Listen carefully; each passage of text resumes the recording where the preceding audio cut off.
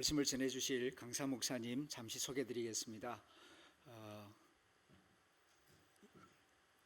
갑자기 교회 이름 생각이 안 나네요. 동안 동안교회 담임 목사님이신데 여기 가까이 있는 아파트 청산 아파트 상가에 2015년 그러니까 8년 전에 개척을 해서 담임 목회를 하고 있습니다.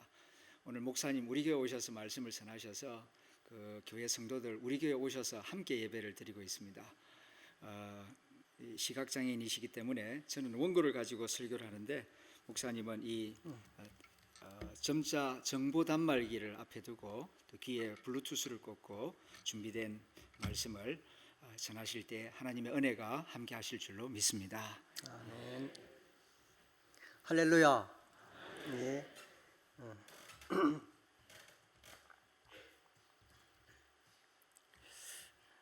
어느 마을에 오래되어서 금이 가고 깨진 항아리가 있었습니다. 그런데 그 항아리 주인은 이상하게도 물을 길러갈 때 온전한 것들을 놓아두고 깨어진 그 항아리를 사용했습니다. 깨진 항아리는 마치 온전한 것 같이 자신을 소중히 여겨주는 주인이 고마우면서도 미안했습니다.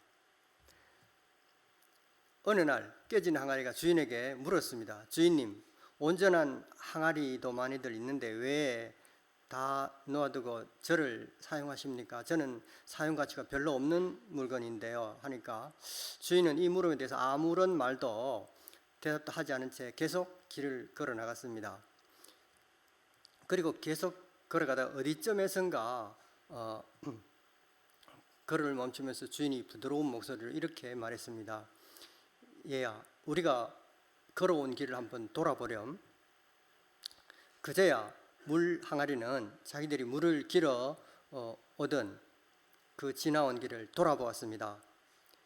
거기 예쁜 꽃들과 풀들이 아름답게 피어 있는 걸 보았습니다.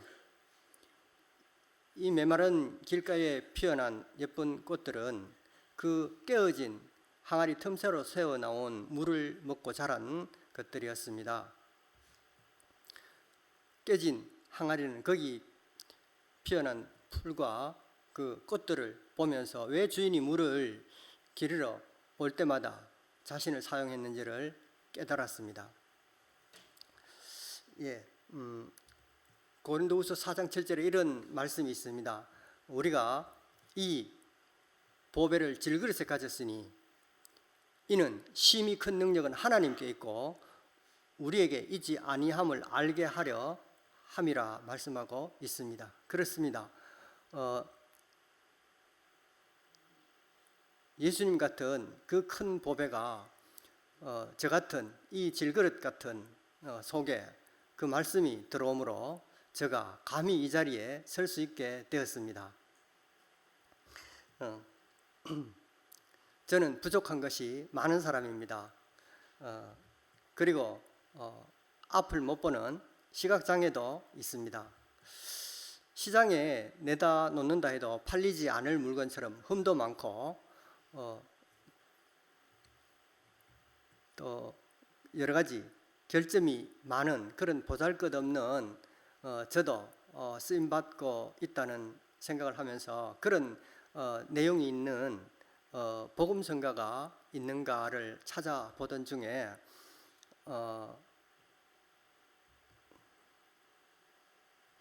주님 만나면 아무리 형편없는 사람도 쓰임받을 수 있다는 내용의 복음성가가 있었습니다. 나는 깨진 항아리 같은 사람, 나는 마른 막대기 같은 사람, 나는 상한 갈대와 같은 사람, 나는 너무 부족함 많은 사람, 주 이름 부를 수도 없고 주님 앞에 나갈 수 없고 주님 앞에 설 수도 없는 사람, 그렇게 쭉 나가면서 쓰임받을 자격도 없는 나를 주님이 불러주시고 세워주시고 써주셨다. 그래서 주님의 영광을 위해서 내가 할 일이 있고 주님의 영광을 위해서 살아야 할 이유가 있다. 이런 내용으로 쓰인 복음성가 내용이 있었습니다. 설교 준비하면서 이 노래를 여러 번 들으면서 묘한 감정을 느꼈습니다. 이런 깨달음을 주신 그 하나님의 말씀이 우리 시편 49편 20절에 보면 존귀에 처하나 깨닫지 못하는 자는 멸망하는 짐승과 같도다, 이런 말씀이 있습니다. 깨어진 항아리 같고 또 너무나 부족함 많은 저 같은 사람을 이 거룩한 강단에서 말씀 전할 수 있게 세워주신 하나님께 감사밖에 할 일이 없었습니다. 사도 바울은 그 자신도 자기의 자기됨을, 나의 나됨을 고린도전서 15장에서 나의 나된 것은 하나님의 은혜라, 그렇게 말하고 있습니다. 그렇지만은 그 사도 바울이 다른 사람보다 더 많이 수고를 했지만은 자기 된 것은 온전히 자기가 한 것이 아니고 자기와 함께 하신 하나님의 은혜였다고 그렇게 고백하는 내용을 우리가 볼 수 있습니다. 사도 바울은 누군가 알아주어서가 아니라 하나님의 은혜 때문에 더 많이 수고했습니다. 인간적인 서운함 때문에 예수 믿으면서도 불평이 나오고 또 불편한 마음이 생긴다면 하나님을 바라보십시오. 은혜가 있으면 평생 감사할 수밖에 없기 때문입니다. 다른 어떤 것 때문에가 아니라 은혜 때문에 우리가 신앙생활을 하는 것이니까요. 은혜 때문에 신앙생활을 하다 보면 남이 알아주지 않아도 섭섭하지 않고 또 불평, 원망 없이 신앙생활을 할 수가 있습니다. 묵묵히 또 어느 곳으로 치우치지 아니하고 은혜 아닌 다른 것에 마음 뺏기지 않고 하고 싶은 말이 있어도 참기도 하고 은혜를 생각하면 곁길로 가지 않게 됩니다. 그런데 그런 그 크신 은혜도 시간이 흐르다 보면 은혜가 식상해지고 또 식어지고 무기력해지는 그런 우리 신앙을 발견하게 됩니다. 그럴 때 우리는 자칫 율법주의로 빠지게 되기 쉬운 것입니다. 율법주의가 내가 뭔가 일이 잘 되면은 내가 잘해서 그렇게 된 것 같고, 내가 기도 많이 하고 헌금 많이 하고 전도 많이 해서 내가 복 받은 것 같고, 또 무슨 일이 좀 잘못되고 내가 우울해지면 내가 뭘 못해가지고 아이고 새벽에 뭐 기도 빠졌는데 뭐 이런 거 잘못한 거 헌금 제대로 못했는데 이런 생각 때문에 일이 잘 안 되는 것가 보다, 하나님이 징계하시는가 보다, 이런 식으로 자꾸 내가 중심이 되어버리면 자기를 부인하고 십자가 지고 따라오라는 그 주님 말씀에 배치되는 거잖아요. 그래서 우리가 그런 율법주의에 빠지게 되면 우리 신앙이 자꾸 메말라가게 되는 것입니다. 그래서 우리는 오래 믿을수록 또 주님 더 가까이 가게 될수록 이 하나님의 은혜를 늘 생생하게 그렇게 가지면서 은혜 안에 사시기를 바랍니다. 그래서 우리 고린도전서 15장 58절에 보면 견실하며 흔들리지 말고 항상 주의 일에 더욱 힘쓰는 자들이 되라, 이런 말씀이 있는 것을 보았습니다. 이는 너희 수고가 주 안에서 헛되지 않은 줄 알미라. 예, 여러분들 이 세상 살면서 험한 길 가는 동안 교회 섬기고 또 봉사하고 이웃 돌보고 그렇게 하시느라고 수고들 많이 하시는데요. 그것이 전능하신 하나님께서 말씀하시기를 그 수고가 결코 헛되지 않다고 말씀하고 있습니다. 이 말에 격려받으시고 위로를 받으시기 바랍니다.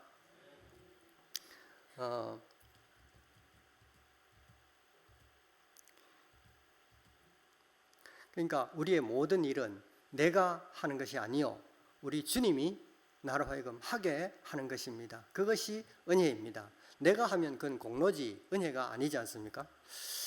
그래서 그 은혜에 늘 휩싸여 살아가는 우리 성도님들 믿음 되시기를 바랍니다. 오늘도 그래서 어제도 어제까지도 하나님 은혜로 살았고 오늘도 하나님 은혜로 살고 내일도 하나님 은혜로 살아가시는 그런 우리 성도님들 다 되시기를 바랍니다. 좀 이따 우리 보겠지만은 복음성가에 보면 우리가 누려왔던 모든 것들이 내가 지내왔던 모든 시간이 내가 걸어왔던 모든 순간이 당연한 것 아니라 은혜였어. 아침에 해가 뜨고 저녁에 노을 또 봄의 꽃향기와 가을의 열매 변하는 계절의 모든 순간이 당연한 것 아니라 은혜였어라는 그런 우리 복음성가에서처럼 우리가 건강할 때도 병들 때도 또 장애가 있을 때도 없을 때도 사업이 잘 될 때도 또 좀 그렇지 못할 때도 또 가족과의 관계가 좋을 때도 또 좀 서운해질 때도 그때도 역시 우리는 그것이 하나님 은혜였다는 것입니다. 은혜라는 것입니다. 그런 은혜 속에 살아가시기를 바랍니다. 로마서 8장 28절에 보면요, 너무나 잘 아시는 말씀이 있죠. 우리 주님의 사랑으로 부르심 받은 모든 우리 성도님들께는 모든 것이 합하여 우리 하나님께서 선을 이루어 주신다는 그런 말씀이 있습니다. 창세기에 보면 그 요셉이 고백하는 것이 있잖아요. 그 가족들 형들의 많은 질투, 시기, 모함 때문에 그렇게 겪을 것, 못 겪을 것, 뭐 노예로 팔리면서까지 또 이방 나라 호위대장 아내로부터도 모함까지 받고 그래서 지하 감옥에까지 갇히고 그렇게 고생 하면서도 나중에 그 자기를 그렇게 지하 동굴에다가 쳐넣어버린 그 형님들을 다시 만났을 때 그 형들에 대해서 잘 만났네 형들 하면서 이제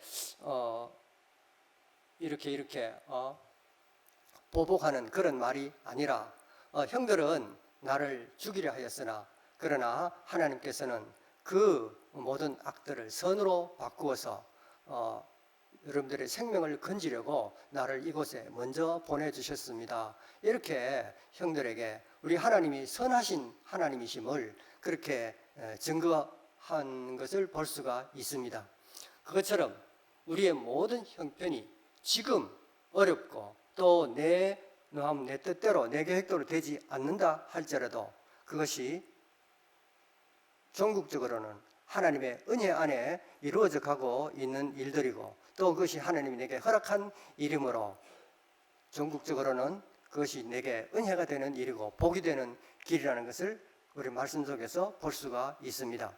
말씀을 읽을 때도 그렇습니다. 이 말씀이 나한테 마음에 안 들고 이해가 안 되고 이거 과학적으로 이성적으로 생각하면 이 말도 안 되는 말씀 같은데 그런데 그 말씀을 그래도 받아들이고 읽고 또 그 말씀을 자꾸 새기고 하다 보면 언젠가는 그 말씀이 내게 매우 유익한 말씀이 되었고 또 그 말씀대로 순종하다 보면 그것이 나에게 전화위복이 되고 또 아름다운 증언이 되는 그런 사실을 발견할 수 있게 됩니다. 오늘 우리 요한복음 9장에 보면요 1절에서 주님은 길 가시다가 날 때부터 맹인된 자를 만나셨습니다. 이 날 때부터 맹인된 이 사람은요 날 때부터 맹인이기 때문에 뭐 색깔도 모르고 또 환경적인 어떤 뭐 사물의 형체도 모르고 뭐 지리적인 또 관계적인 그런 많은 것들에 대해서 개념이 형성이 되지 않기 때문에 그냥 순간순간 느끼는 그 감각밖에 없습니다.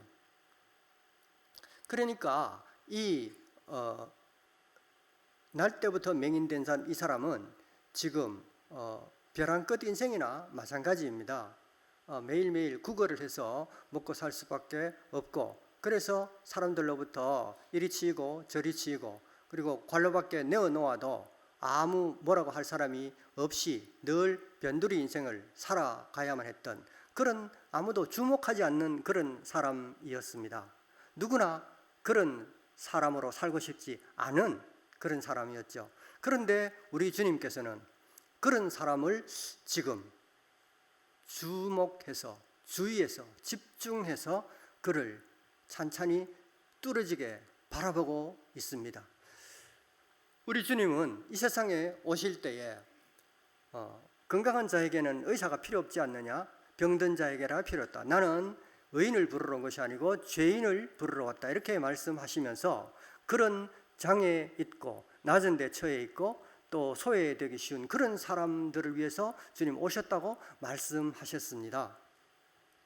그런데 2절에 보면 우리 제자들은 바로 곁에 주님을 따라다닌다고 하는 이 제자들은 말하기를 주님, 저 사람이 저렇게 불우한 맹인의 처지가 된 것이 누구의 죄 때문입니까? 그 부모의 죄 때문입니까? 저 사람 본인의 죄 때문입니까? 이렇게 묻고 있습니다.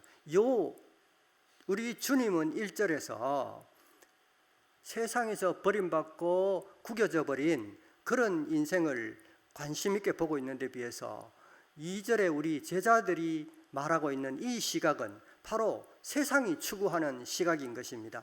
경쟁에서 이겨야 되고, 남보다 앞서야 되고, 더 높아져야 되고, 돈을 더 많이 벌어야 되고, 더 큰 집에 살아야 되고, 이런 인과율에 따라서 내가 잘하니까 잘 살아야 돼, 나는 건강하니까 건강이 못한 사람보다 더 나아야 돼, 나은 평가를 받아야 돼, 이런 세상의 그 인과응보적인 그런 관점의 그 입장을 대변하는 듯한 그런 말인 것입니다. 누구의 남의 불행이나 고통이 어떤 그 사람이나 주변의 죄 때문에 그렇다라고 말하는 거예요. 종교개혁자 칼빈은 그런 데 대해서 이렇게 말씀하신 바 있습니다. 다른 사람의 고통에 대해서 함부로 이야기하는 것은 주의해야 될 일이다라고 하면서, 그렇게 말하는 사람은 3가지 점에서 굉장히 잘못을 저지르고 있다라고 말하는 거죠. 그렇게 말하는 사람들은 보통 그 고통받는 사람을 정죄하고 있다는 것입니다. 그 고통이 어떤 죄의 결과다. 그 사람이 뭘 못했기 때문에 그런 결과가 원치 않는 결과가 온 거다. 세상 일은 이 사람에게도 이렇게 일어나고 저 사람에게도 저렇게 일어나고, 꼭 그 사람이 잘못했기 때문에 그렇게 일어나는, 물론 그런 경우도 운전을 부주의해서 했기 때문에 자기 실수로 교통사고를 당해서 건강을 다치는 경우도 있고 그렇지만은, 그러나 모든 경우를 일반화해서 어떤 사람이 잘못했기 때문에 그런 좋지 않은 일을 닥쳤다, 이렇게 정죄하는 것은 잘못된 거라는 것이죠. 그리고 또 한 가지 둘째는 이해가 부족하다는 것입니다. 그 다른 사람에 대해서 이해하려고 들지 않고, 저 사람이 지금 얼마나 그 고통스러울까, 저 사람이 얼마나 그 마음이 비통할까, 이런 그 점에 대해서는 이해하려 들지 않고 무조건 그 일어난 결과만을 보고 그 사람의 고통을 심판해 버린다는 것이죠. 그리고 3번째로는 이제 그 자기 개별, 내가 겪는 그런 어떤 잘못이나 불운이나 이런 것은 의를 위해서 내가 불가피하게 당하는 것이고, 나는 최선을 다했지만은 이건 어쩔 수 없이 누가 당해도 이거는 그 변명할 거리가 있다, 이런 게 자기를 미화하면서 다른 사람의 고통에 대해서는 그 사람이 잘못했기 때문에 자기 잘못의 결과로 그 고통을 당한다, 이렇게 평가하고 치부해버리는 그런 잘못을 저질러서는 안 된다라는 그런 말씀을 한 적이 있습니다. 그렇습니다. 우리가 이 요한복음 9장에서 말하는 시각장애인이 눈을 뜨게 하는 사건, 그것이 이 요한복음 9장에서 단순히 말하면 육체적인 시각을 도로 회복시키는, 그것이 이 요한복음 9장에서 주님이 말씀하시고자 하는 바는 물론 아닙니다. 그런데 그 육체적인 시각을 뜨게 하는 그 일을 통해서 주님은 바로 우리의 영혼의 눈을 떠야 한다는 그 말씀을 지금 하고 있는 것입니다. 이 시각장애인은 그러니까요, 자기가 맹인이니까 못 보는 겁니다. 그러니까 별로 잘못할 기회도 없습니다. 기회가 상대적으로 적죠. 경험이 적으니까요. 그런데 이 사람을 나중에 눈이 떠지고 나서 유대인들, 바리새인들이 부릅니다. 이 사람은 실로암에 가서 눈을 씻고 와서 이제 밝아졌는데, 이 유대인들은 이 밝아진 이 사람을 보고 네 눈이 왜 밝아졌느냐 자꾸 묻는 겁니다. 진짜 보고 있느냐? 보고 있는데 진짜 보는 거 맞느냐고.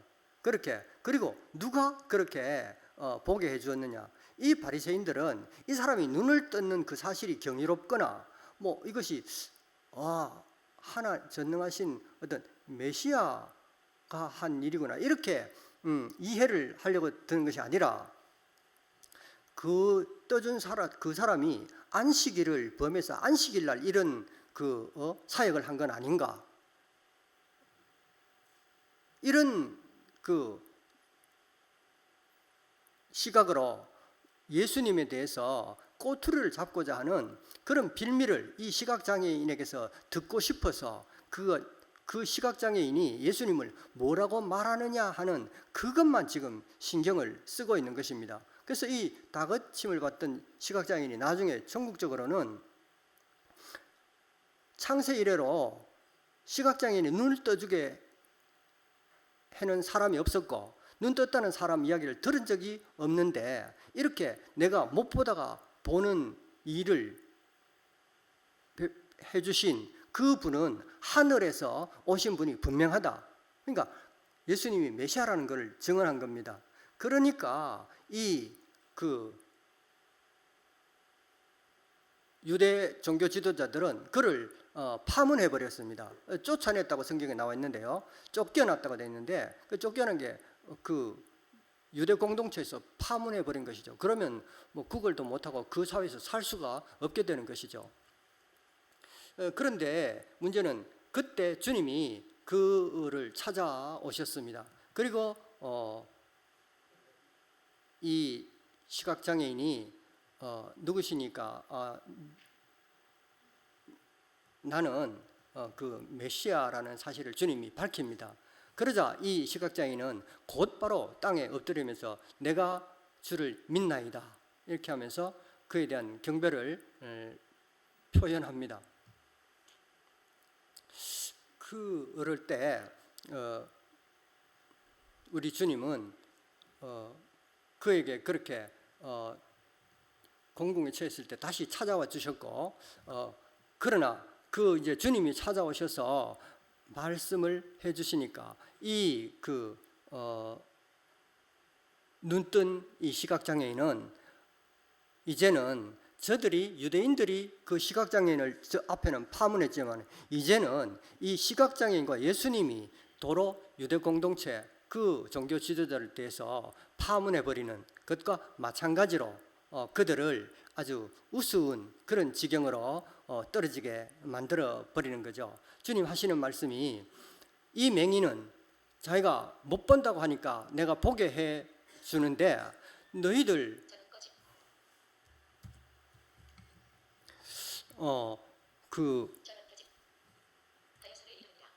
바리새인 너희들은 보지도 못하고 있으면서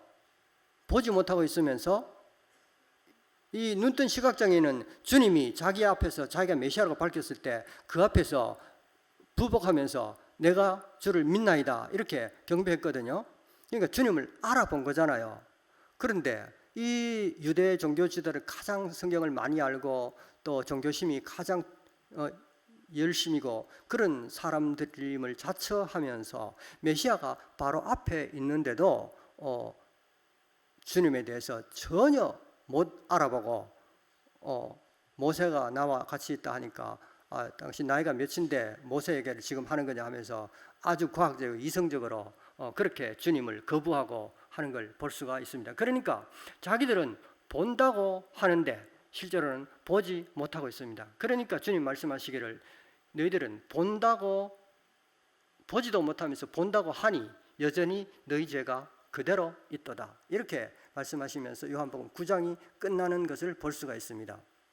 그래서 이 요한복음 9장 이야기는 결국 이 시각장애인이 눈을 뜨는 사건을 통해서 이 우리들의 결국은 주님 말씀하시는 것이 뭐냐면 우리 모두는 눈뜬 맹인들과 같다 하는 것입니다.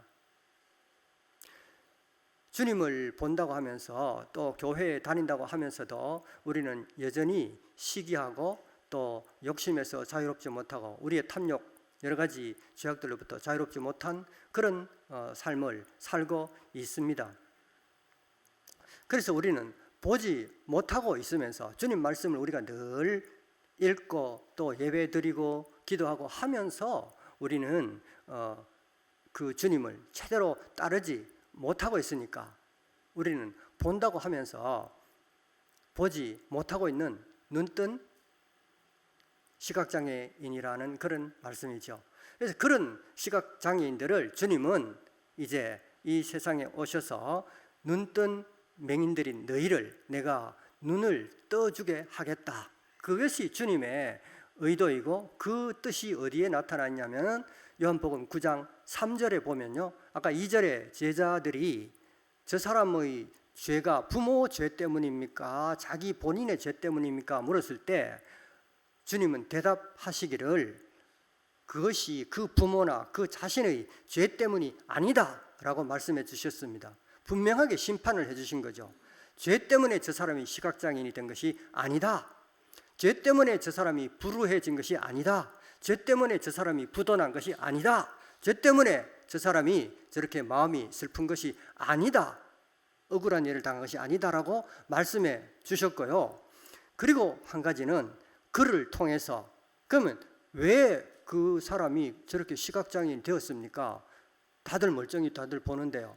그것은 저 시각장애인을 통해서 하나님이 하시는 일을 나타내기 위해서다. 이렇게 말씀해 주셨습니다. 그리고 주님은 그러면 그 하나님이 하시는 일이 뭡니까? 라는 질문이 따를 거잖아요. 그래서 하나님이 하시는 일은 무언가 하면은 바로 너희 죄를 위하여 너희 죄를 내가 대신 지고 십자가 지고 내가 죽겠다. 그게 하나님이 하시는 일이라는 것입니다. 우선 가까이 눈앞에 있는 이 시각장애인 이유도 모르고 시각장애인 되어서 선천적으로 그렇게 장애인으로 태어난 저 장애인의 눈을 떠주게 하는 것, 그게 하나님이 하시는 일이고 그 일을 통해서 그의 영혼을 구원하고 그를 하나님의 자녀 되게 의로인으로 만드는 그것을 하나님이 하시는 일이라는 것입니다.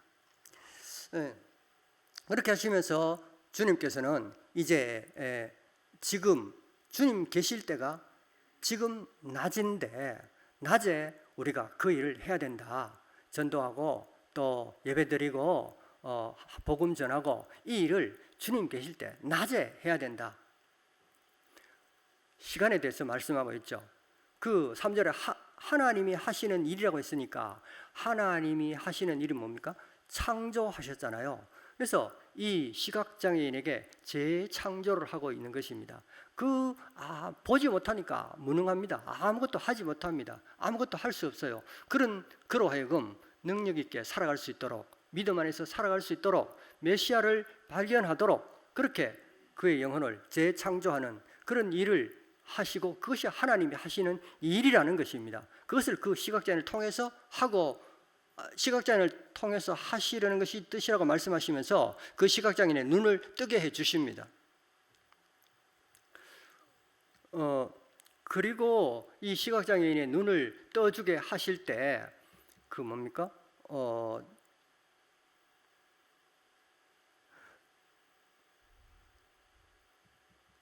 우리 주님은 좀 다른 데서 다른 복음서에서 장애인을 대할 때와 다른 방법으로 이 시각장애인의 눈을 뜨게 해주시는데요.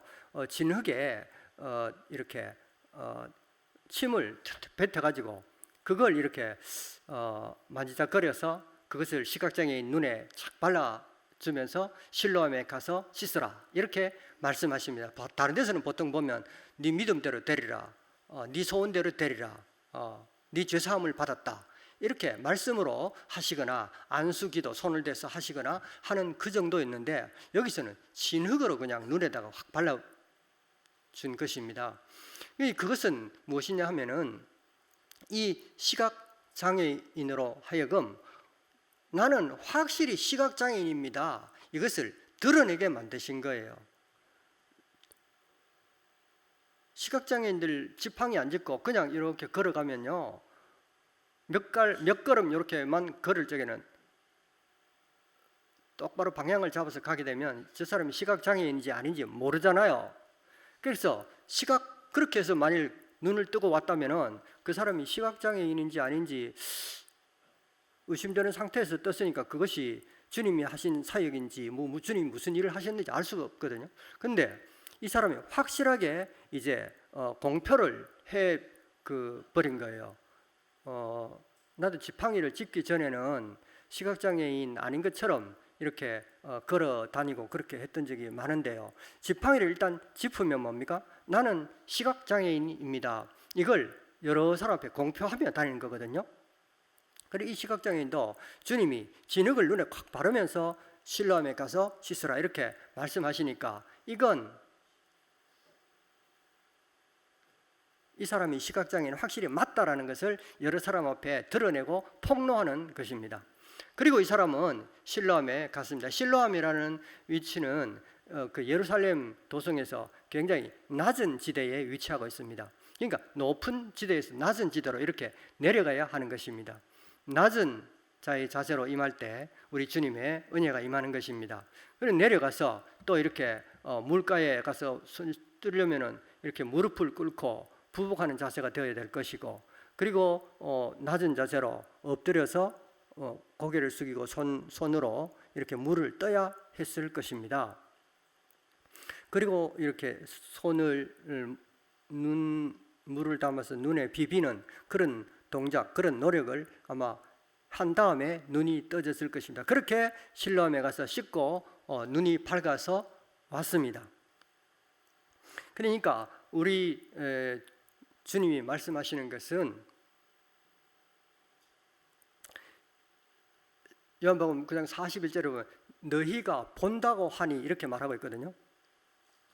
본다고 하니, 너희가 많이 안다고 하니, 너희에게 무엇인가 많이 손에 쥐고 있다고 하니 그렇게 교만하게 생각을 하고 있으니 너희 죄가 그대로 있다라는 것입니다. 그러면서 주님은 스스로 낮은 대로 이 낮은 세상으로 오셨고, 그리고 그 시각장애인이 눈을 뜨는 과정을 낮은 데로 가게 하는 과정을 통해서 눈을 뜨게 만들어 주셨고, 그것은 세상의 모든 눈뜬 시각장애인 같은 우리들에게 너희들이 낮은 데로 가야 나를 만날 수 있다. 내가 보는 데는 낮은 지점을 보고 있다. 병들고 미약하고 장애가 있고 또 죄인 중에 괴수 같은 다른 사람들로부터 주목받지 못하는 인기 없는 경쟁에서 뒤처진 그런 상처 입고 마음 아픈 그런 사람들을 주님은 바라보시고 있다라는 것입니다. 그런 사람들을 주님은 즐겨 찾아가서 구해주시는 것입니다. 양우리에 있는 99마리 양들도 물론 더할 나위 없이 귀중하고 소중한데 그 99마리보다 지금 우리 밖에서 길을 헤매고 방황하고 있는 그 한 마리 잃어버린 양, 그 양에 대해서 주님은 너무 관심을 가지고 그걸 찾으려고 하는 것입니다. 주님의 관심은 바로 그런 거죠. 죄 있다 하는, 그러니까 죄가 있어서 저는 제 스스로는 구원받을 수 없습니다. 저는 제 스스로를 구원할 수가 없습니다. 누군가의 도움이 절실히 필요합니다. 주님, 나를 도와주십시오. 이렇게 목말라 하는, 사모하는, 갈급해하는 그런 심령에 주님의 은혜가 임하는 것입니다. 내가 나를 보고 능력 있게 나를 믿는다 하면서 교회 생활을 한다고 하면서 왜 능력 있는 신앙생활을 하지 못하느냐? 그것은 너무나 높은 데를 보고 있다, 이런 말씀입니다. 주님은 우리 보고 낮은 데로 처하라고 말씀하십니다. 겸손할 것을 주님은 일러주셨습니다. 이 시각장애인이 진흙을 바르고 실로암으로 갈 때 불평이 많았을 거 아니겠습니까? 침까지 뱉었으니까 이거 왜 이러십니까? 이렇게 말할 법도 하지만 성경에 그렇게 반응했다는 기록은 없습니다. 이 시각장애는 그냥 묵묵히 그렇게밖에 할 수 없는 그런 사람이었으니까요. 가서 씻습니다. 그러니까 주님 말씀에 순종한 거죠. 겸손한 순종하는 그런 믿음, 그것을 주님은 보시면서 그 사람이 하던 그것을 통해서 예수 믿는 우리들에게 말씀하고 있는 것입니다. 교회 생활하고 신앙생활하고 믿음 생활하는 여러분들, 낮은 데로 와야 주님의 은혜가 임합니다 라는 그런 말을 우리 주님이 하고 있는 것입니다. 그리고 너희가 죄 있는 것도 모르고 죄 있다는 것을 고백하지도 않지만 네 죄를 위해서 내가 죽는다, 내가 그냥 죽어줄게, 그러면서 주님은 죽어버린 그 십자가 죽음 아닙니까? 그러면서도 주님은 십자가 죽음 앞에서 한마디도 어떤 원망이나 불평이나 말하지 않으셨습니다. 그냥 값없이 은혜를 주신 것입니다. 우리 죄를 지시고 그 십자가에서 돌아가신 것입니다. 그것이 바로 요한복음 9장 3절에 말하는 하나님이 하시는 일이라는 것입니다. 그것을 이 길가에서 행인으로 만났던 그 날 때부터 시각장애인 된 자를 통해서 하나님이 하시는 일을 나타낸다고 하는 그 말씀의 내용입니다. 이 시각장애인은 육체적인 그런 시각장애가 있지만은 그 사람이 눈을 뜨는 사건을 통해서 오늘 우리 교회 와서 예배드리고 기도하고 또 주님 안에 살아가는 우리들에게 주님이 하시는 말씀은 본다고 하면서도 보지 못하고 있는 그런 부분들을 우리 주님이 치유해 주시겠다는 것입니다. 우리 주님께 나아오고 사모하고 갈급한 심령으로 주님께 가까이 나올 때 우리 주님께서는 우리를 맞아서 우리의 아픈 마음과 우리의 상처난 부분과 또 우리의 결핍된 그런 부분들을 주님께서 채워주시고 또 치유해 주시고 회복시켜 주실 것으로 믿습니다. 우리 오늘 이렇게 이 강단에서 설교하게 기회를 허락해 주신 우리 남정호 목사님, 또 우리 하늘담원교회 당회, 그리고 당회원 장로님들, 우리 모든 성도님들께 감사드립니다. 먼저 하나님께 감사드리고요. 그런데 우리 아까 말씀하시는 거 보니까 우리 그 하늘담원교회는 열 손가락으로 꼽히는 안에 드는 사랑부가 있는, 장애인 부서가 있는 교회라고 합니다. 이 사랑부에 하나님의 크신 은혜가 임하시기를 바랍니다. 오늘 장애인 주일이니까요. 그렇다고 장애인 주일에만 은혜 내리는 것은 아니고요. 우리 사랑부가 계속해서 하나님의 품 안에서 신앙생활을 잘 하시고 그렇게 은혜 많이 누리고 축복을 누리는 그런 신앙생활을 하시기를 축원드립니다. 그리고 우리가 한 가지 더 보아야 할 것은요, 이 아까 나면서부터 시각장애인 된 그 사람은 이제 실로암 못에 가서 눈을 뜨고 왔습니다. 그리고 13절에서 34절에까지 걸쳐서 요한복음이 이야기하고, 우리 본문에서 조금 벗어났습니다. 본문 뒤에 나오는 내용입니다만, 거기 보면은 이 시각 장애인이 눈을 감았을 때는 좀 비참하고 천덕스럽긴 하지만은 구걸해서 그렇게 먹고 살았잖아요. 그런데 이제 눈을 뜨고 나니까 MBC도 찾아오고 KBS도 찾아오고 CBS도 오고 뭐 여기저기서 찾아오고, 이 교회 저 교회 뭐 바리새인들이 다 찾아와가지고 못 살게 구는 겁니다. 누가 네 눈을 뜨게 했느냐? 주일날 그랬지. 그거 잘못된 거야. 그거 죄야. 이렇게 말하면서 이 사람은 막 이제 곤궁한 처지에 처하게 되었습니다.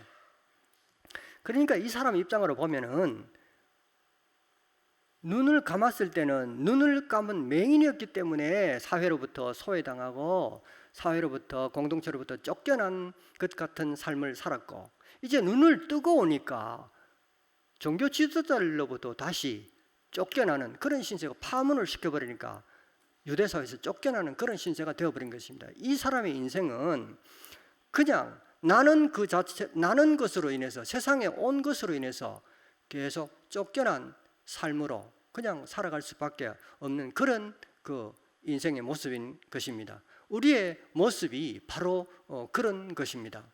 주님이 우리를 만나 주시지 않으면, 주님이 우리에게 찾아주시지 않으면 우리는 이 시각장애인의 삶과 같이 쫓겨날 수밖에 없는, 이 세상에서 살 수도 없는 그런, 천국을 소망할 수 없는 그런 우리 처지가 되고 많은 것입니다. 그런데 우리는 여러분들에게 주님이 찾아와 주셨고 만나 주셨기 때문에, 그리고 그래서 주님의 자녀가 되게 해주셨기 때문에 죽어도 영원히 살고, 살아서도 이제 영원한 그 미래가 보장되어 있으니까 두려울 것이 없는 그런 삶을 살게 된 것입니다.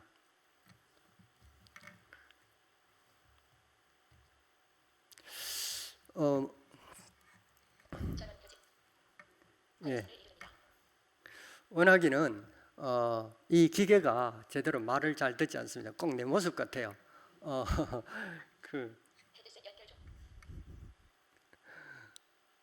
주님이 이렇게 하라고 할 때는 자꾸 뻗대고 잘 안 하고 게으름 피우고, 또 주님이 이렇게 하라고 하면 또 다른 길로 이렇게 넘보고 이웃거리고, 우리가 신앙생활 하면서 늘 그런 것을, 그래도 주님은 한번 맺은 약속은 저버리지 않으시고 그걸 이렇게 모든 것을 합하여 선이 되게 해주신다는 그 말씀처럼 우리 놓치지 아니하고 한번 약속하신 것은 꼭 이렇게 지키는 그런 좋으신 주님이심을 믿어서 그것이 더 은혜가 되는 것입니다. 이제 시간이 다 된 것 같은데요.